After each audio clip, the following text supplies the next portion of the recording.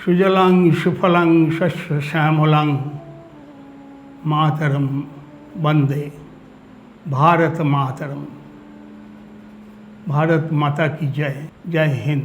আজকে এক অদ্ভুত পরিস্থিতির মধ্যে ভারতবর্ষের ভারত সেবাশ্রম সংঘের সাধু হিসেবে আমি এক বার্তা, হিন্দু সমাজকে এক বার্তা দেওয়ার জন্য উপস্থিত হয়েছি।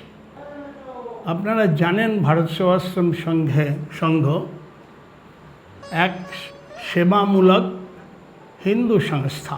এর প্রতিষ্ঠাতা হচ্ছে যোগাচার্য স্বামী প্রণবানন্দজি মহারাজ।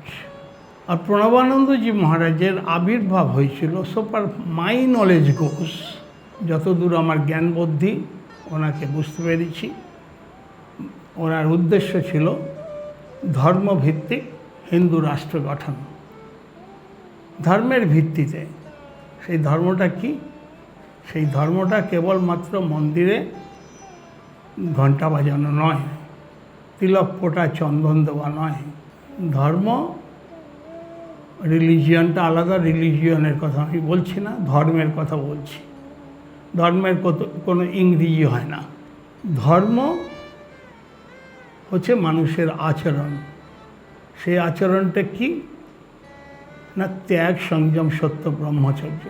মানুষের মধ্যে, মানুষের ধর্ম নিয়ে আমরা প্রত্যেকটা বস্তুর ধর্ম আছে, জড় এবং চেতন এর বিশেষে তার ধর্ম আছে।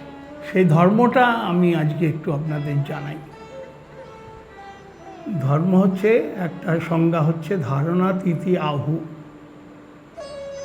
ধারণ করা, ধারণ করে রাখা, তাই হচ্ছে ধর্ম। কি ধারণ করবে না? আমার মধ্যে আমার একটা যে দুর্লভ মনুষ্য জন্ম হয়েছে, সেই মনুষ্যত্ব, মানবত্ব ধারণ করে রাখা। সেই মানবত্ব ধারণ কীভাবে হবে সেটা ভারত সেবাশ্রম সংঘের প্রতিষ্ঠাতা প্রণবানন্দজি মহারাজ বলে গেছেন, ত্যাগ, সংযম, সত্য, ব্রহ্মচর্য আচরণের মধ্য দিয়ে। এখন আমি মানুষের মধ্যে বিচার শক্তি আছে, আমি মানুষের কাছেই আমি ছেড়ে দিচ্ছি যে এই ত্যাগ, সংযম, সত্য, ব্রহ্মচর্য কার মধ্যে আছে, তারা হচ্ছে ধার্মিক। আর যাদের নেই তারাই মানুষই বিচার করুক, যাদের নেই তারা হচ্ছে পশু।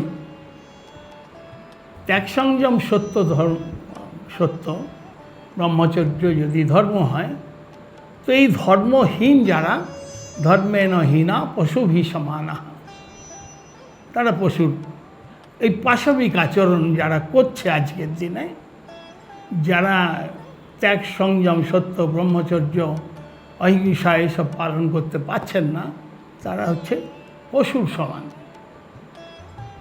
তো আমরা হিন্দু সমাজকে কখনোই বলবো না যে পশু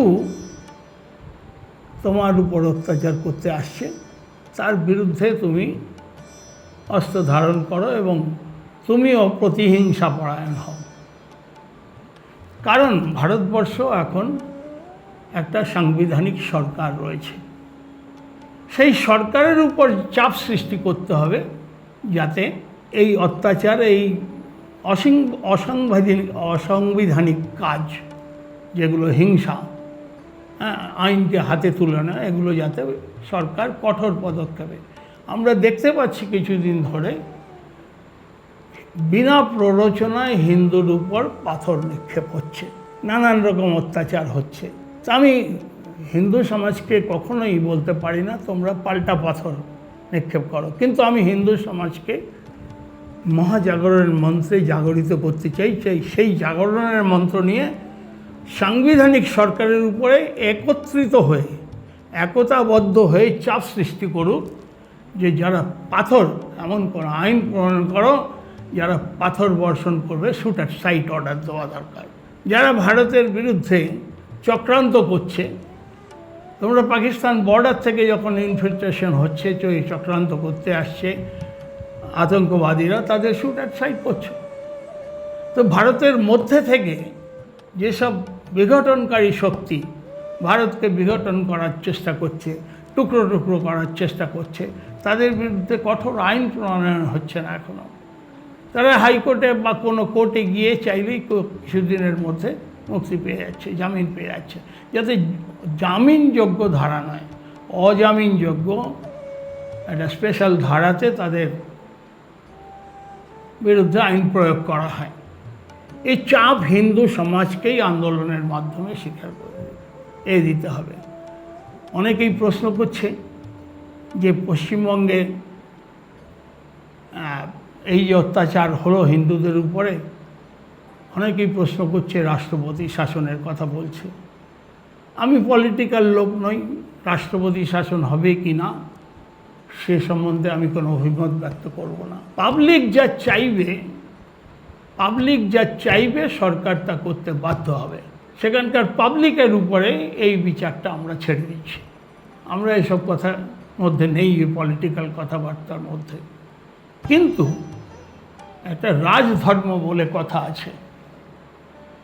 রাজা তার ধর্ম যদি পালন করে, রাজার ধর্ম হচ্ছে প্রজার সুরক্ষা, প্রজা পালন। সেই প্রজা পালন যখন করতে ব্যর্থ হয় এবং প্রজা রক্ষা করতে যদি ব্যর্থ হয়, প্রজার সম্পত্তি রক্ষা করতে, it is a right, fundamental right, সম্পত্তির অধিকার। সেই সম্পত্তির অধিকার থেকে বঞ্চিত করছে যেসব শক্তি, তাদের বিরুদ্ধে কঠোর ব্যবস্থা নেওয়া উচিত। এইটাই রাজধর্ম।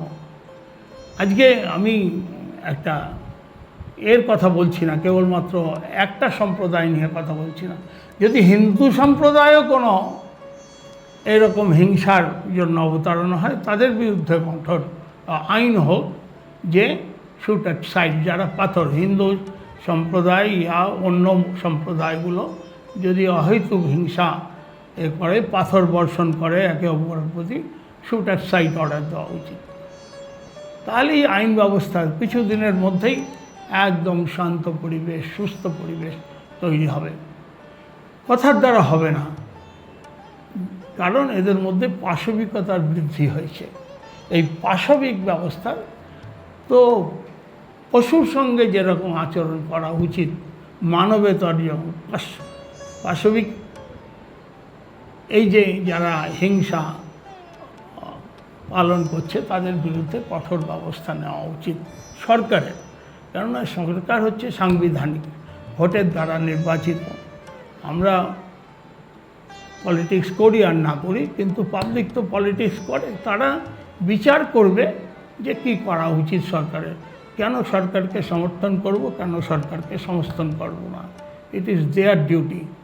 রাইট আছে, তাদের যে রাইট আছে, যে সংবিধানে যে ফান্ডামেন্টাল রাইটস, সেই রাইট রক্ষা করতে যারা ব্যর্থ যে সরকার, তাদের কোনো মতেই সমর্থন করা উচিত না। এবং তারা যাতে মানুষের রাইট, ফান্ডামেন্টাল রাইট রক্ষা করতে বাধ্য হয়, সেই জন্য প্রত্যেক সমাজকে আন্দোলনের দ্বারা, ব্যাপক আন্দোলনের দ্বারা, একতাবদ্ধ আন্দোলনের দ্বারা তাদের বাধ্য করা রাজধর্ম পালন করতে। এইটাই আমার আজকের দিনে হিন্দু সমাজের প্রতি, যেহেতু হিন্দু সমাজের প্রতিই অত্যাচার হচ্ছে, আর কারোর তো ভারতবর্ষের কোনো এই বিগত 1 বছরের মধ্যে হিন্দু কোথাও কারোর উপর অত্যাচার করেনি। বিগত আমার বয়স যা হয়েছে তাতে আমি তো 60 বছর পর্যন্ত দেখিনি হিন্দু কোথাও অত্যাচার করেছে কোনো সম্প্রদায়ের উপরে। এই জন্য হিন্দু নিজেকে রক্ষা করতে সদা প্রস্তুত থাকুন। আর সবচাইতে বড় উপায় হচ্ছে একতাবদ্ধ হয়ে, এক रहेंगे তো সেফ रहेंगे। একতাই একমাত্র মহামন্ত্র। একতা ছাড়া আপনাদের বাঁচার আর কোনো পথ আমি দেখি না। এখন সরকারের উপর চাপ সৃষ্টি করুন আপনাদের রক্ষা করতে, যাতে তারা বাধ্য হয়। আর সেই রকম সরকার বানান যে সরকার আপনাকে রক্ষা করতে পারে। বন্দে মাতরম। জয় হিন্দ। ভারত মাতা কি জয়।